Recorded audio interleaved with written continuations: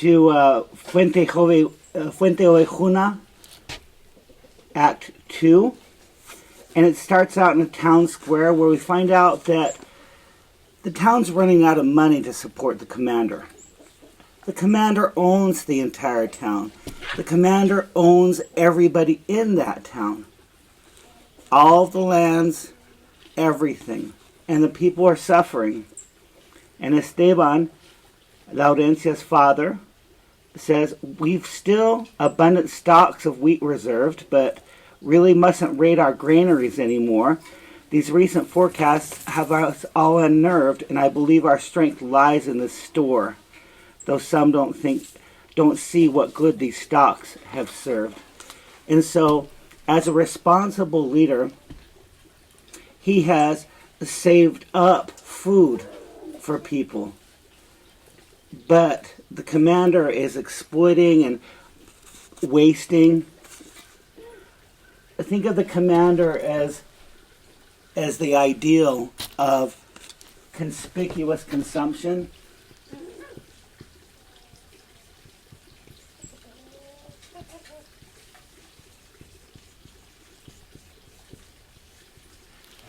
Conspicuous consumption is a concept about people showing their wealth by wasting. And the forecasters,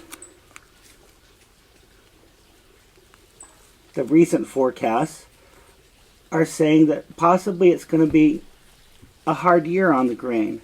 And Cuadrado, who's an alderman, tells him, I've always been of one mind on this score. Abundance means there's governance in peace. So you have conspicuous consumption versus peace. Which is going to win out in the long run? Which one is going to make people more happy? Obviously, peace is the ideal. And then Esteban says, well, tell Fernan Gomez, then, this must cease. He's irritated. He sees that Fernan Gomez is driving that town into deeper poverty. And then he says what a lot of people say about weather people today, the forecasters, these fool astrologers do irritate.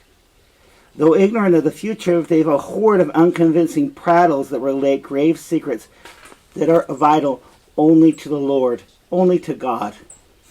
Okay? They think they're theologians and conflate before and after into one accord. Ask anyone about the present, though, and you'll soon learn how little they know.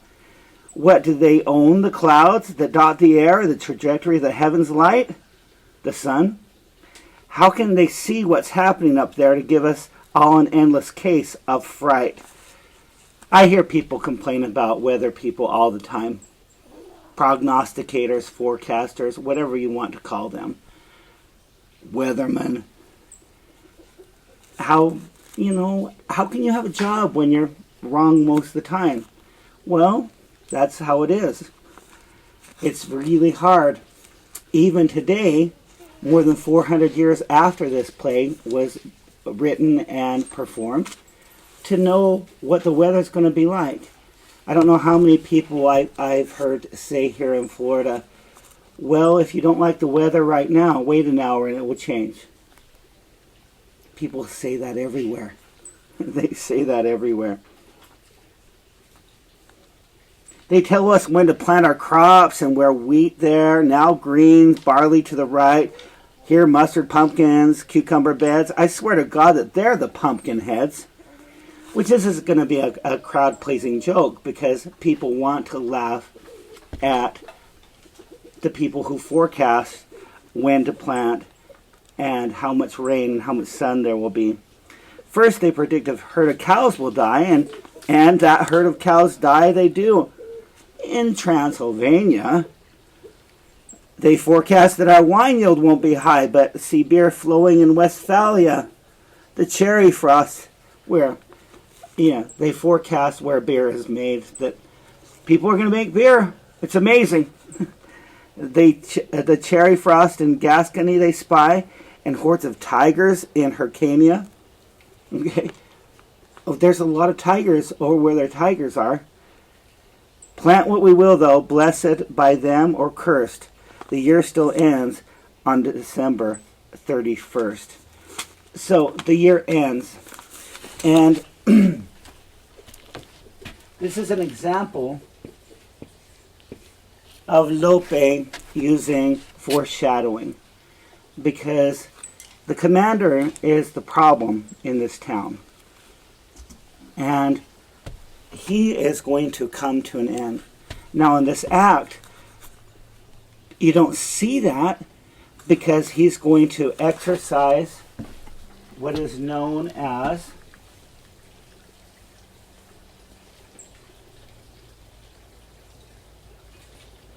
the right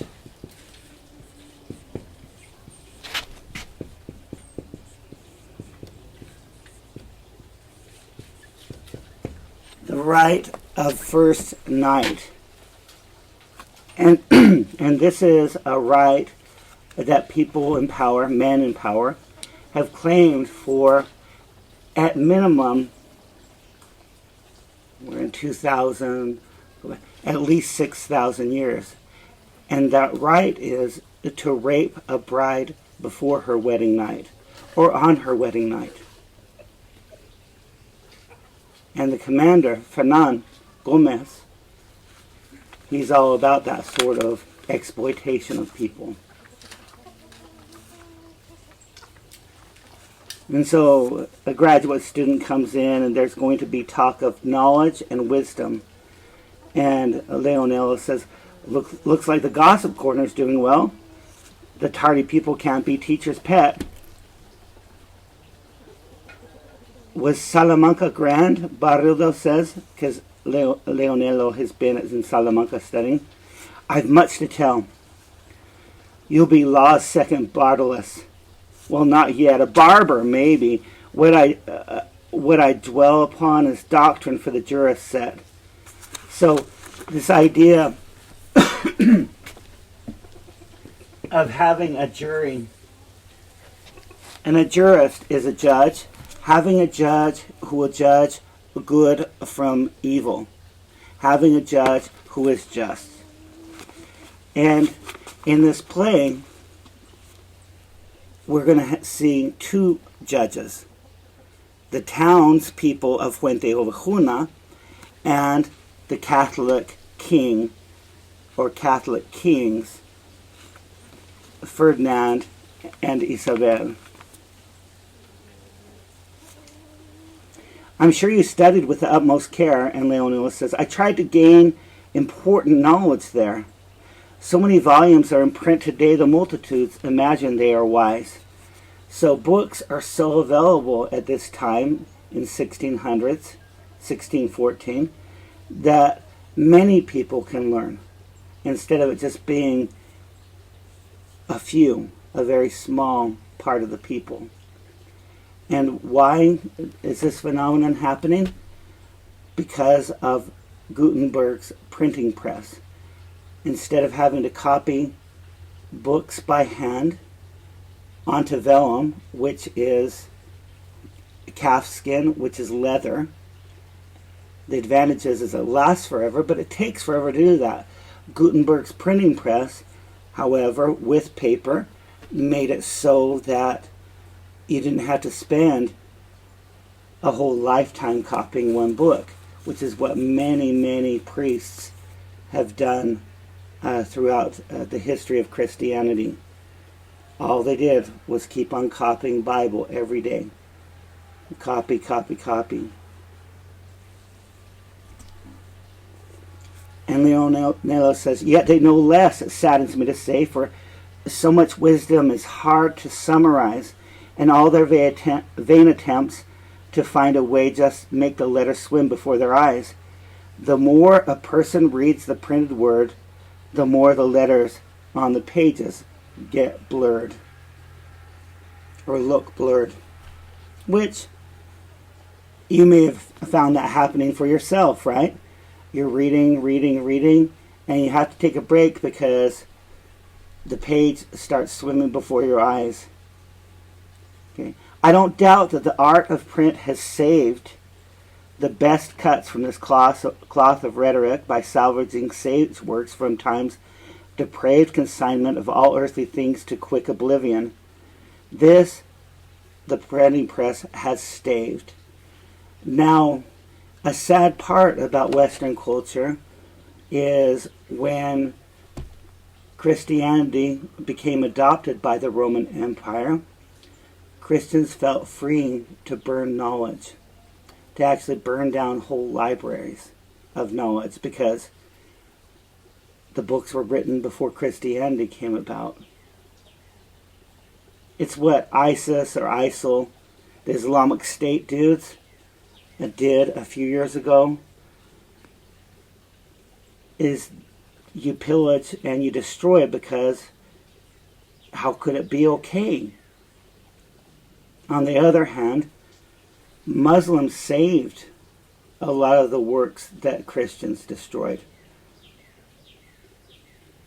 And that's partly how the Renaissance happened, is Muslims giving Western knowledge back to Western culture.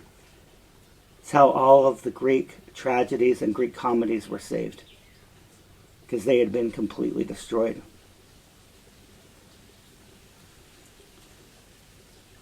To Gutenberg we owe the curious trick, a German from the town of Mainz whose fame is more than any fame herself can claim.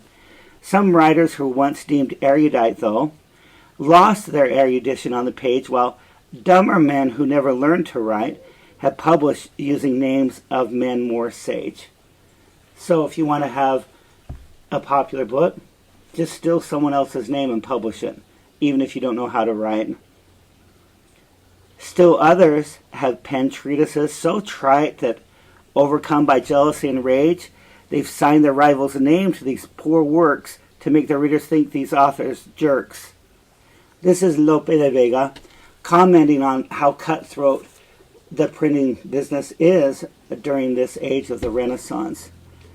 Write something really crappy and publish it under a rival author's name.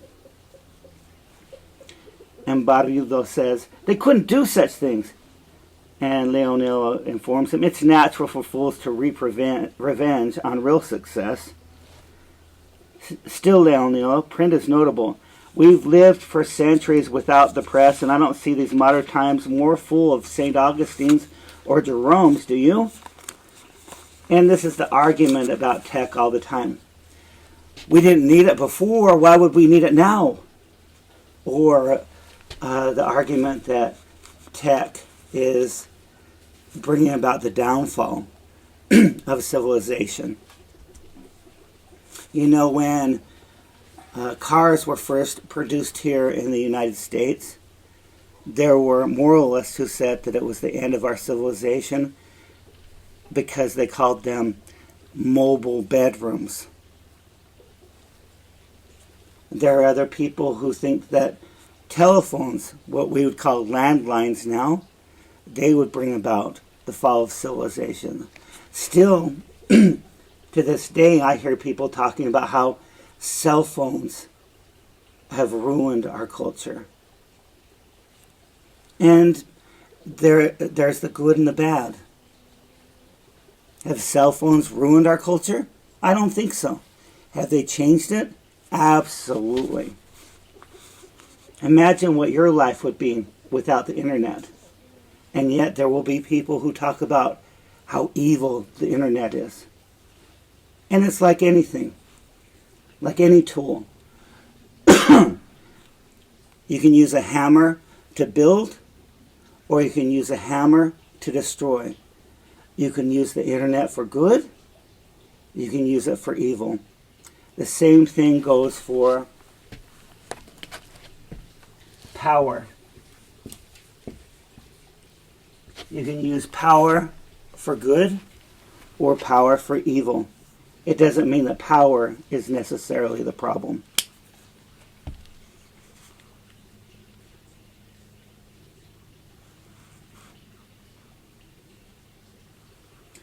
So a villager comes in and asks what's going on, what's new about the commander these days. And Juan Rojo says he cornered poor Laurencia in a field. And the villager calls the commander what he is. That lecherous animal. I'd love to see the villain hanging from that olive tree. Which is a very ironic thing because an olive branch is a symbol of peace. But the villager obviously has observed how the commander treats the villagers and would like him, the villain, hanging from the tree of peace. And then, of course, just like who should not be named, if you mention the name and it got mentioned, the commander walks in. God keep you townsfolk in his grace. And everybody's, my lord. Good villages are at ease, now as you were. You don't have to bow down to me. And his statement says, your lordship, please be seated in the place that you like, in your wanted place. We will stand as this suits everyone. And the commander says, well, then I'll order you to sit down then. You honor us as only men of honor can, as men who've none can scarcely proffer what they've not. Come sit, I'd like to confer. So Esteban is trying to butter him up a little bit. Have you received the greyhound, sir? Oh, the dog continues to besot my valets, magistrate, and stuns the servants with its noble speed. So on top of all of the supplies, they're having to provide the commander with a hunting dog for his hobby. Because he doesn't hunt in order to eat. He hunts, strictly speaking, for sport. Which is how he runs his life, right? And Esteban, a fine example of its breed, the dog is. Good Lord, that noble creature runs as fast as any suspect or delinquent that the law pursues. And the commander himself is the delinquent. However, in this village, he is the law. Well, given but the choice, I choose to have you point the dog straight for a certain frisky little hare, too swift for any but this hound. Alright, so here the commander's talking dirty. A hare is a rabbit. Alright, but he's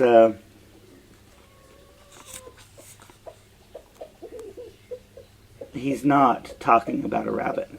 And Esteban says, I will, but where might she be found? I'm speaking of your daughter. Can you imagine? Now I know that we just had the former presidency of Donald Trump, where he actually, prior to taking the oath of office, would talk about how if his daughter Ivanka wasn't his daughter, he would do her. All right? Which is really offensive. It's disgusting. Most men, most dads don't want their daughters or their sons being talked about this way. Well, I was just calling your daughter, a rabbit. My daughter? Yes. How could she be a consort suitable for you? Well, do give her a good talking to. Tell her that she needs to lay me, is what he's saying. Why pray? She's set on vexing me. A lady here in town you'd call distinguished noted my designs, and at the first of my signs, she succumbed.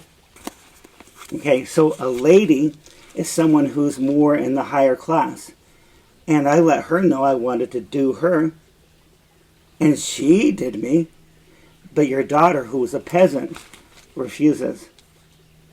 And Esteban looks at him and says, that lady then disgraced us all. If you don't mind me saying, sir, your language ought to be less free.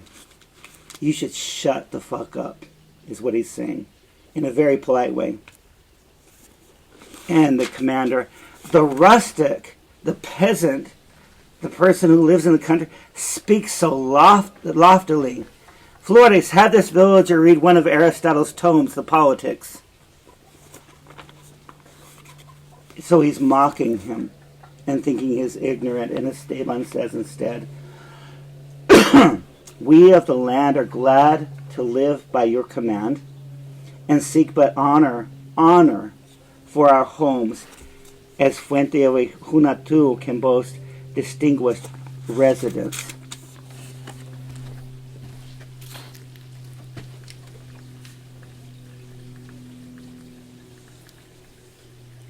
So once again,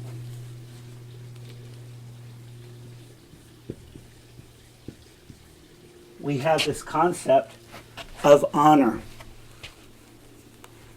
And if you insult people, if you rape people's wives and daughters, you're taking away everybody's honor.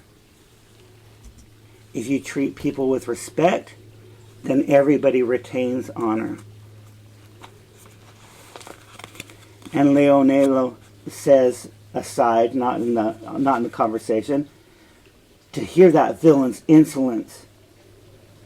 And villain, by the way, means somebody who lives in the country. Okay? A villager.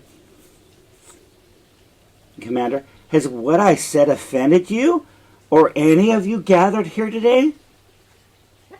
And Cuadrado says, Commander, this is most unjust. You're wrong to say such things and must not stain our honor in this way.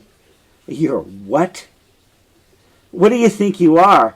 The friars of Calatrava, then? Do you think you're as good as I am? And so for the commander, all of his subjects, none can have honor because he's the only honorable one. But what the commander thinks of honor means exploitation. What the villagers think of honor is being industrious, taking care of your family, being kind, protecting your interests.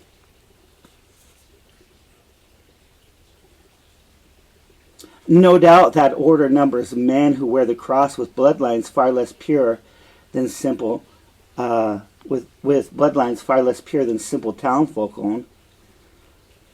And then the commander says, and we're talking about genealogy and we're talking about bloodlines.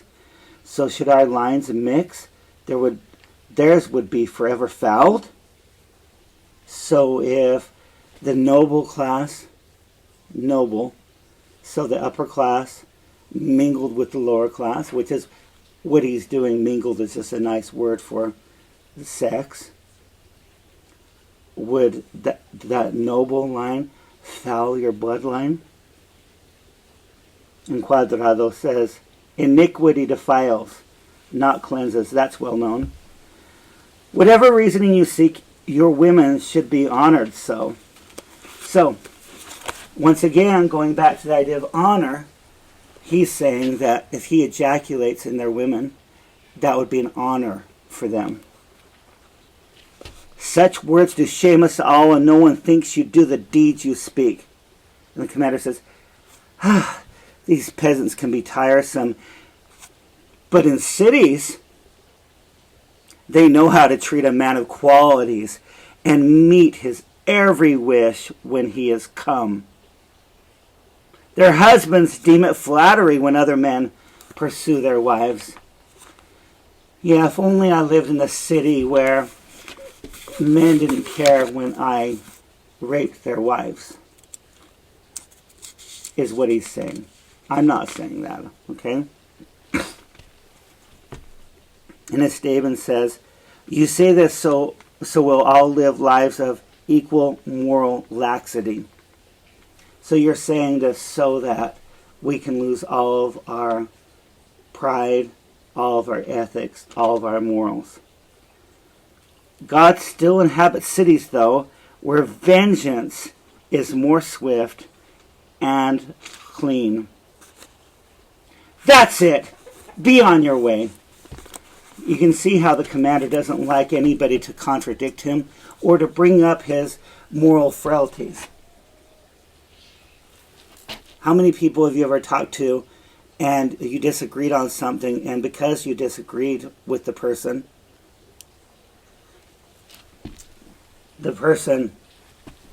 okay, we're finished. Really? You're finished? As though you're less than. You're dismissed. Get out of here. Be on your way.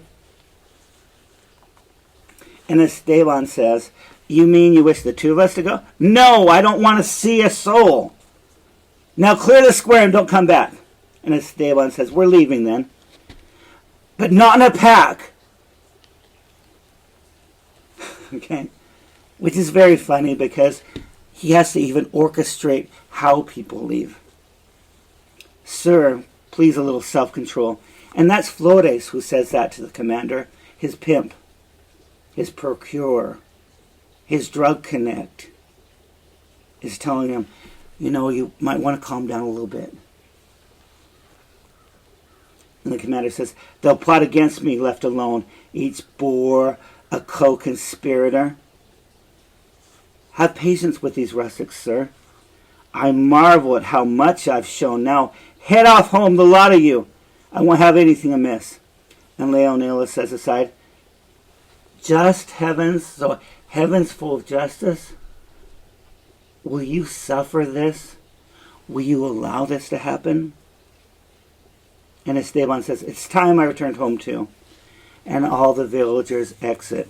And the commander says, men, which I love. So all these lackeys are men. Don't you find these clods absurd? And Ortuño says, they know you scarcely deign to mask your condescension when they ask that their petitioning be heard. So now they think us peers of a sort? Because the way Esteban is interacting with the commander is calling into question the hierarchy. The commander thinks he's up to here. Hold on, let me back up from the camera. He's up here, and Esteban and everybody else is way down below. Can you imagine being treated like an equal? How offensive would that be for a tyrant? Who equals whom does not pertain. How does that crossbow thief remain at large, unsentenced by our courts? And of course he's referring to Frondoso, who stole his crossbow, the commander's crossbow, when the commander was trying to rape Laurencia. I thought I spied him lingering near Laurencia's doorstep last night, though, says Flores. Though now I know I wasn't right. I slit some knave's throat, ear to ear, when I mistook his cloak to be Frondoso's in the eventide.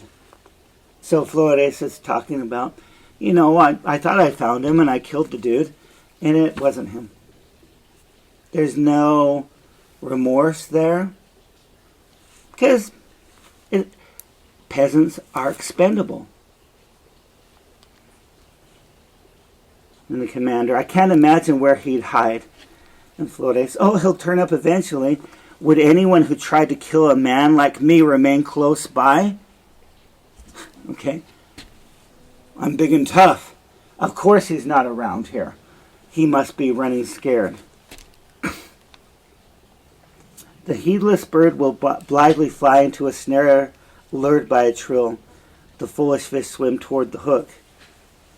To think a clod, a boy at best, could point a crossbow at the chest of this brave captain whose sword shook Granada and Cordoba both. And when he points at his chest, he's wearing a cross, right?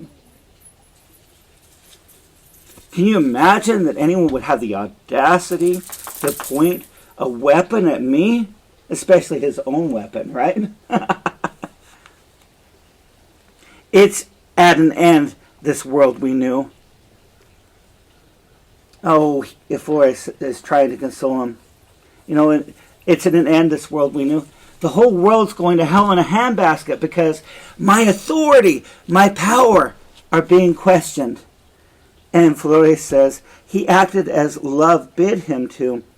You're still alive, so by my oath, I think you're in the peasant's debt.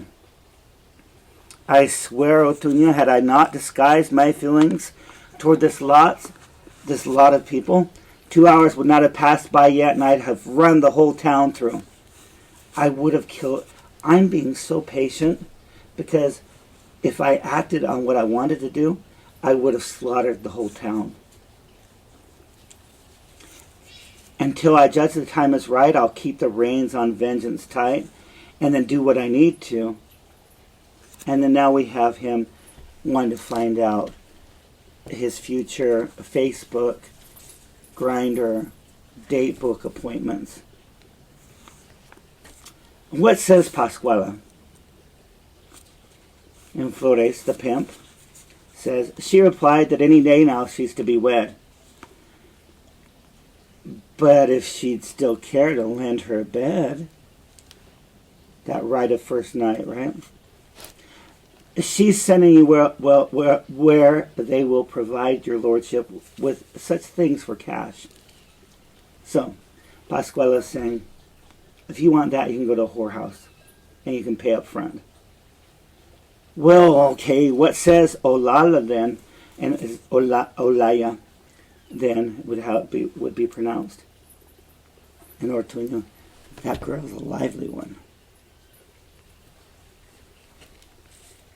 And the commander says, her quips, meaning her spoken speech, are pearls. To wit, well, she and her husband clash of late because she'd have you know he's jealous of the notes I bring and mad that you'd go visiting his wife with manservants in tow. Just have patience. Wait until he drops his guard and you'll be the first inside again. This knight is glad upon it then. The peasant watches her but hard. It's true, though his attention strays. Okay? It's like he's turning a book, right? Pages in a book. And what about sweet Ines? Who? Anton's bit. Okay? You know that fine piece? Her offer stands most definite not to liven up your days. We spoke in the crowd outside. Go round the back and in that door. So apparently, Ines is willing. He just has to be the back door man. And the commander philosophizes as much as he can. Loose women, I have a soft spot for. But less so once I'm satisfied, of course. So, I love loose women, but not that much after I've had sex with them.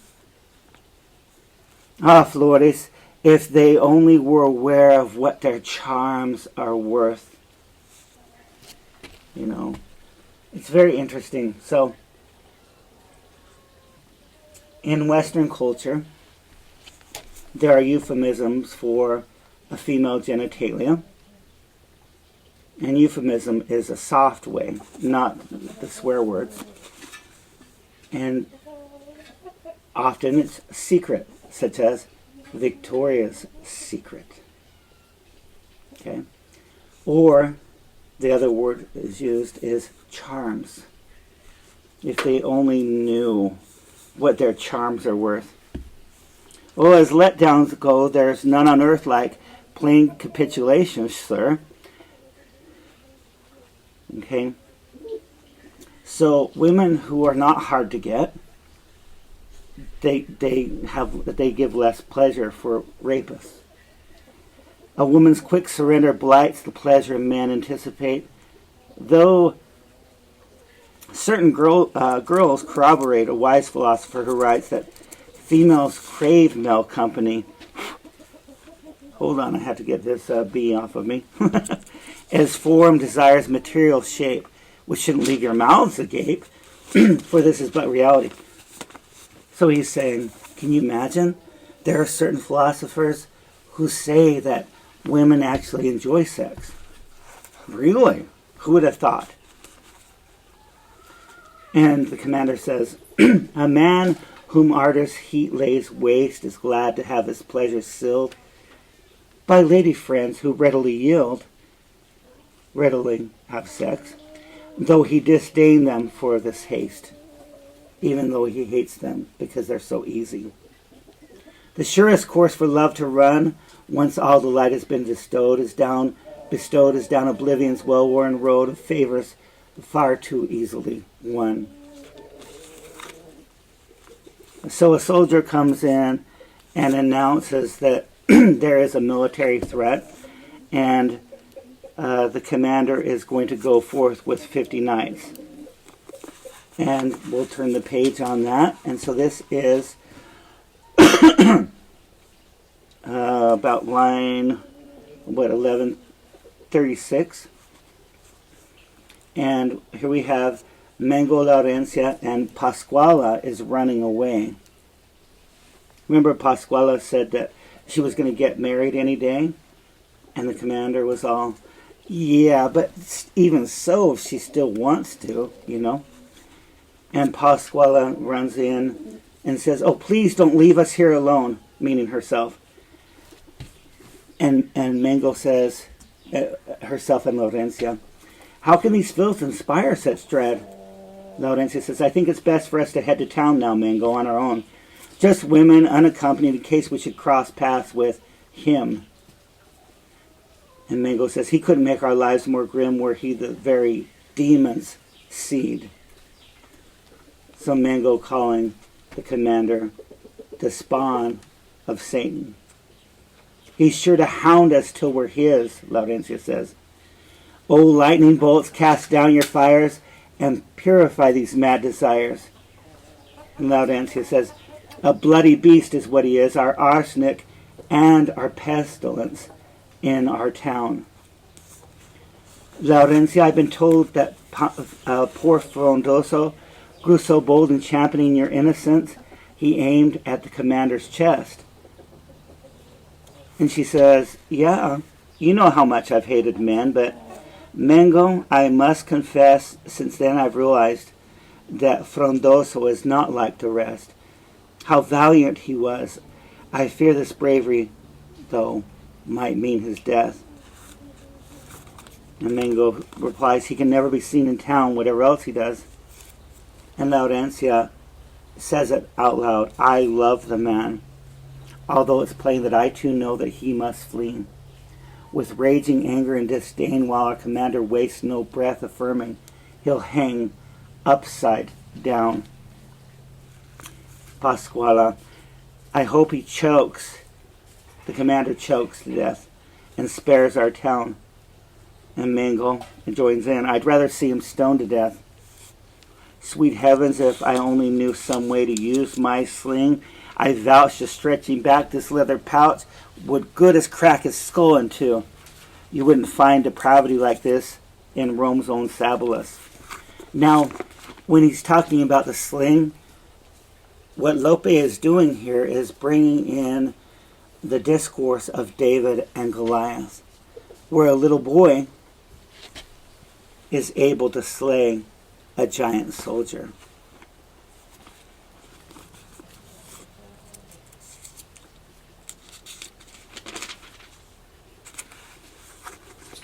And then there's a conversation about different corrupt men throughout history and in literature.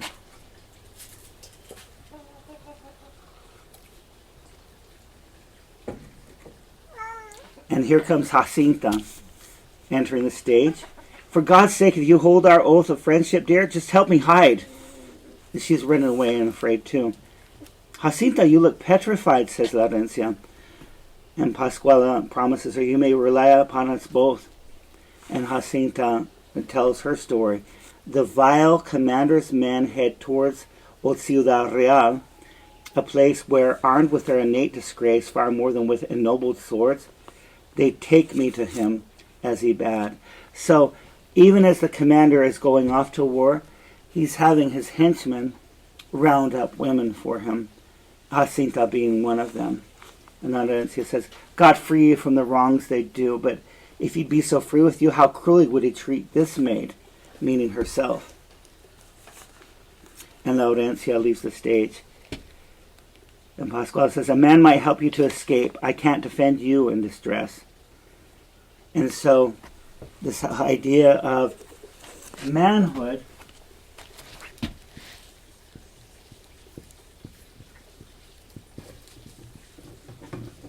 A real man who exhibits manhood provides protection, does not prey on people, which obviously is opposite of the commander. And Mango says, well, I guess then I'll have to act like one, as I'm a man in name and shape. Come by my side and never fear. But have you arms? Do you have weapons? The oldest known to man, he says, and he holds up his own arms. And then she looks also at the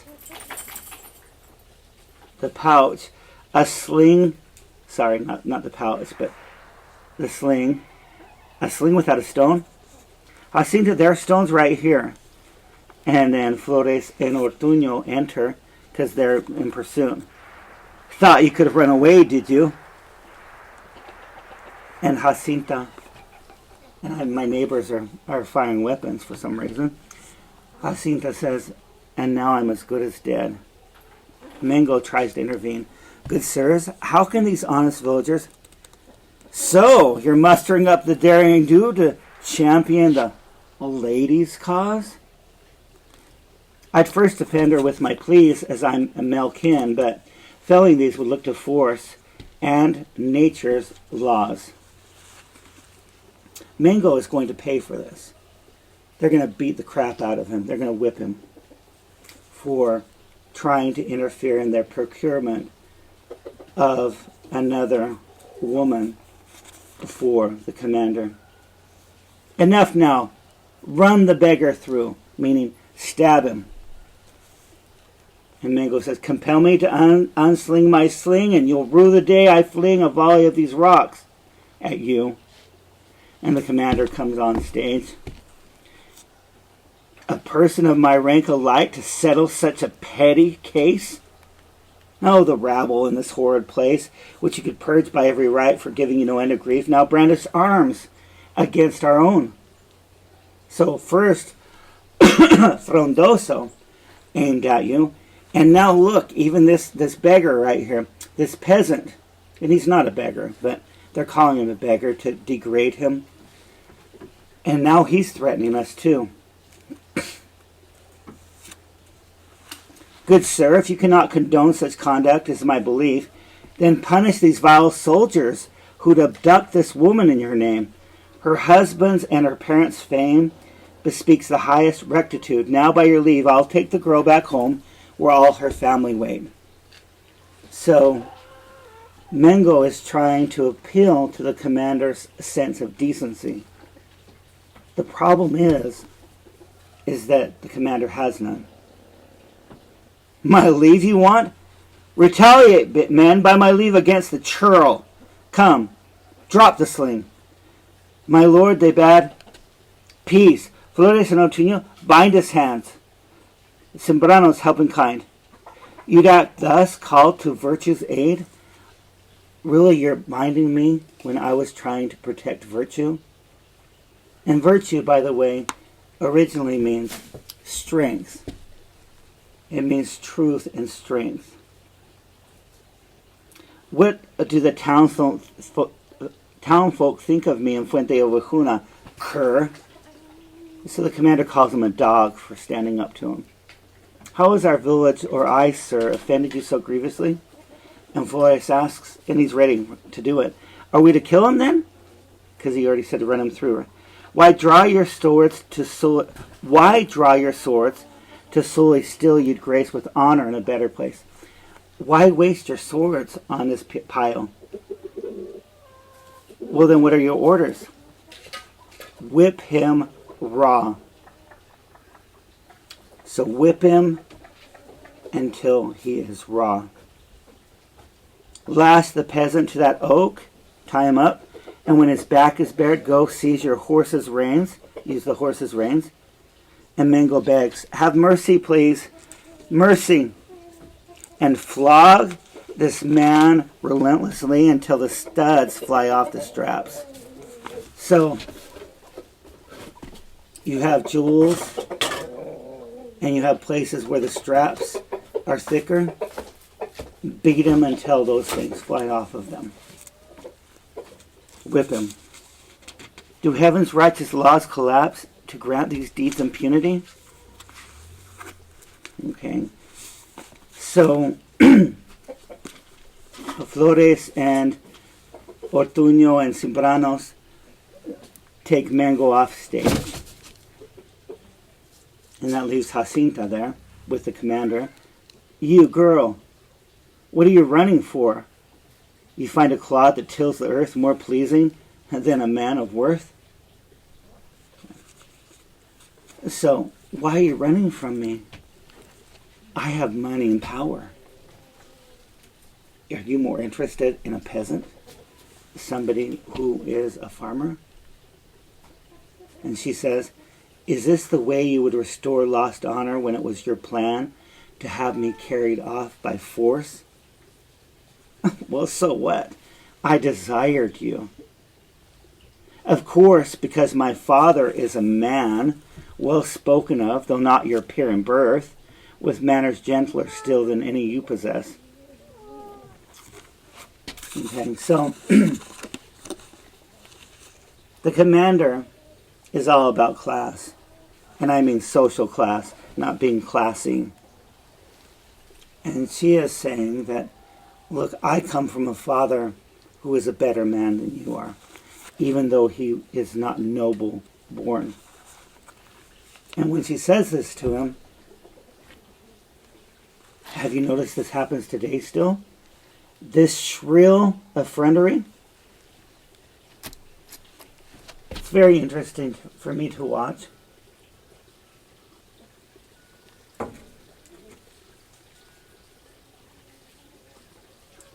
Very sad for me to watch.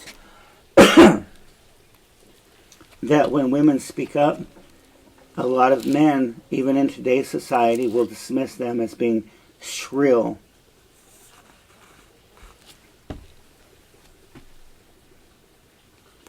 And the commander says to her, come along at once. With you? Correct. Pay heed to what you do. I'll heed your detriment, all right. Who needs you? Why should I deprive the troops of my coveted supplies? So now what he's saying is that, look, I don't really want you. What I'm going to do is have all my soldiers gang rape you. Because you're a coveted supply. Not all the force beneath the skies could make me suffer this alive. Come on now, strumpet, move along. Have mercy. Mercy won't exist.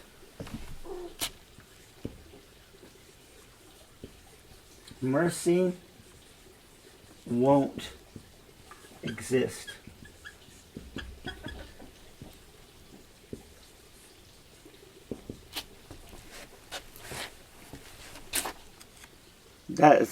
If that's a man, I don't want to be a man. If the commander is a man. Then I'll have no choice but to enlist to pray to the heavens to redress this wrong. And the commander exits while having his soldiers carry her off. And now we have an interlude with Frondoso and Laurencia. And I will talk to you about that on this next episode. And what's going to happen is that finally she will actually proclaim her love for him. He loves her already. He'll agree to ask permission for her hand.